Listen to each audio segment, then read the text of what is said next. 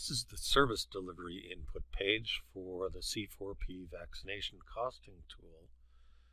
It starts with assumptions here, and you can see it's got A, B, and C is already set for you here. So it's really just three different places that you're going to be, or three different blocks that you're going to be working with. The first one is estimating service delivery rates and levels of effort here. When you're delivering service or you're delivering the vaccinations, you're usually doing it in one of three different ways.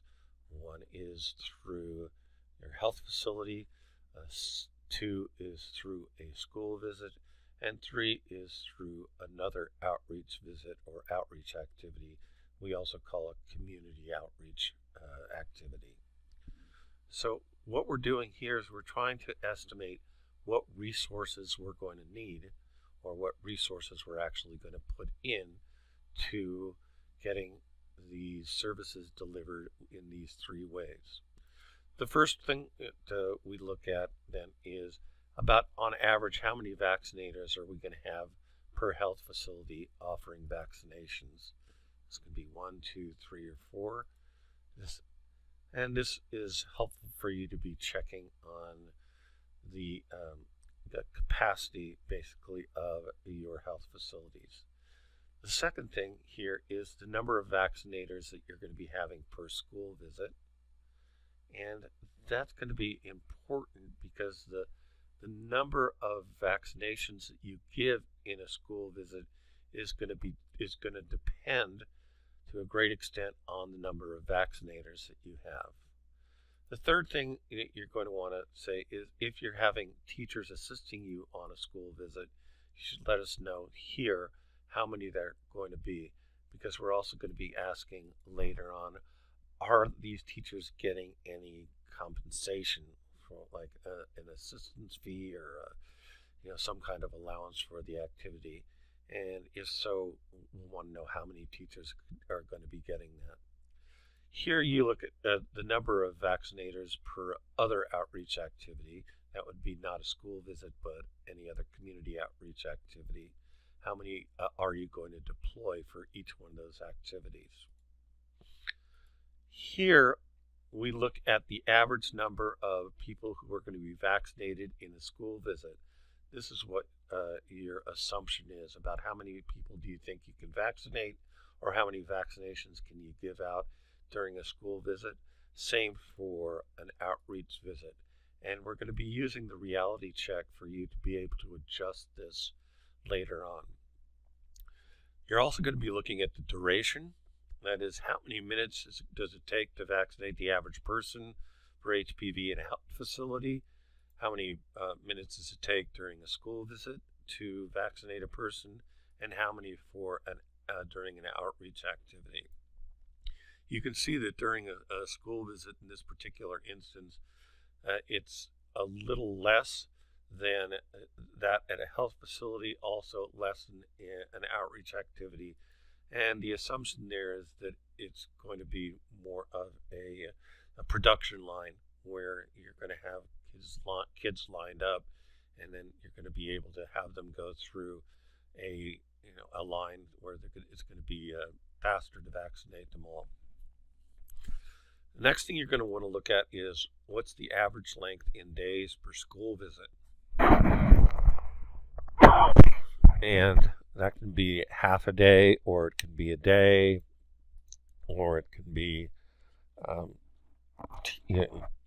3/4 of a day. It's up to you. And the same thing for an outreach visit. It's going to be half a day, 3/4 of a day, or a day that you're going to be working. Finally, you're going to look at how many visits are you going to make to a school per year. The minimum that you can make to a school per year, if you want to get everyone vaccinated and give them a chance to get their second dose, would be 2, obviously, within a year. And outreach visits, you could have as many or as few as you want to per health facility. In this case, we just put in 2.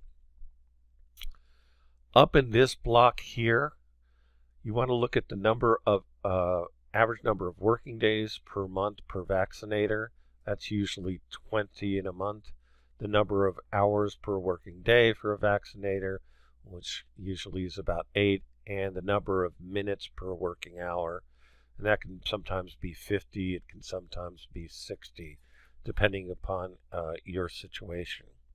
So once you've filled this out, then one of the things you want to take a look at is this reality check.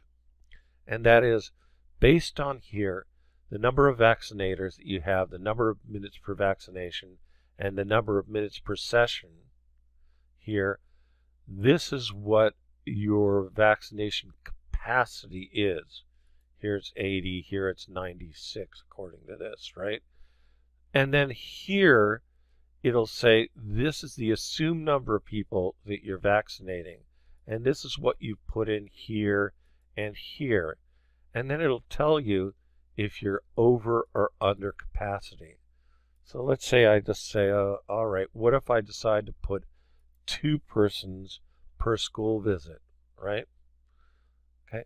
Then what it's going to say is that really your vaccination capacity in a case like this would be 160 vaccinations that you give.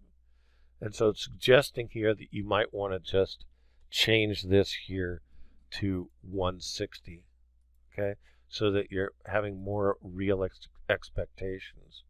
And the same thing with here, if you were to have, say you're going to have 2 people per, or 2 vaccinators per outreach visit, right?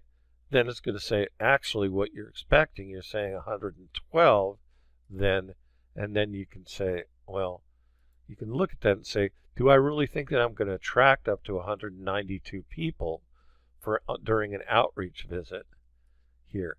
And if you do, then you can say, okay, well, I'm going to do about 192 per outreach visit.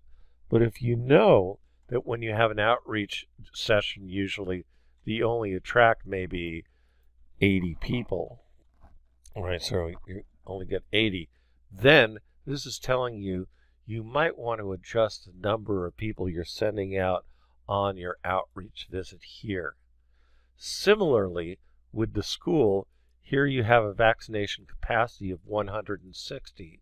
At this point, you're going to want to go back to 2 places in your tool. One is to look at your subnational numbers here, okay? And so you're going to take a look at, you've got, for example, in this case, an average of 696 primary schools, okay, and a target population of 173,911.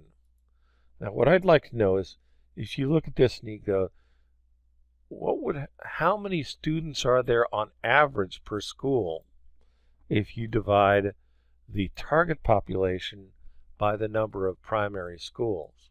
And it looks like here in this case, you're going to have approximately 250 students per primary school.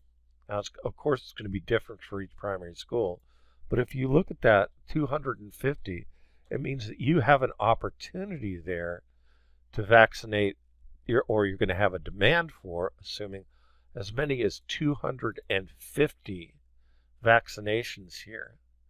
So one of the things that suggests is if you want to get the most out of your school visit, then you should probably either put on more vaccinators here, or you should lengthen the amount of time there. So here we go. Now your vaccination, if you keep it at 1 day, right, you'd have 320 people, right? And if you're saying, I want to get at least 250 here, right? Then here you have an excess, an excess of 70 here, but this might be your best bet here for putting together a vaccination team that's going to get all the possible kids in these schools. Of course, you could say, okay, well, I'm only going to be there now for 3/4 of a day, in which case you're 10 under capacity. But since most of your per diems are going to be either a half day or a day per diem, they're not going to go into 3/4 of a day per diem. Probably in this case, you're going to have to use your best guesstimate and say, okay, well, then I can do a 1-day school visit with 2 people. Now, the next thing you want to look at here, you say, if I'm going to be reaching those 250, right, per school, then the next thing that you want to do is a side calculation that says, okay, let's look at that 250, right?